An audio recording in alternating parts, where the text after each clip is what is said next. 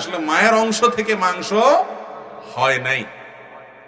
অতএব এটি সম্পূর্ণ ভিত্তিহীন কথা। এছাড়াও বিভিন্ন ভাষাবিদগণ মাংস শব্দের ব্যাখ্যায় যা লিখেছেন, আমি যতটুকু দেখেছি সেটার সাথে মায়ের অংশের কোনো ন্যূনতম সম্পর্ক নেই। অনেকে বলে যে হিন্দু ধর্মাবলম্বী ভাইয়েরা তারা গরুকে যেহেতু মা মনে করে, অতএব গরুর গোশতকে তারা মাংস বলে মায়ের অংশ হিসাবে।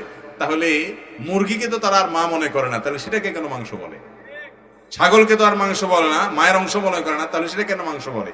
বোঝা গেল যে গোশতকে মাংস বলতে কোনো অসুবিধা নাই। মাংস এটা আমাদের সচরাচর প্রচলিত শব্দ।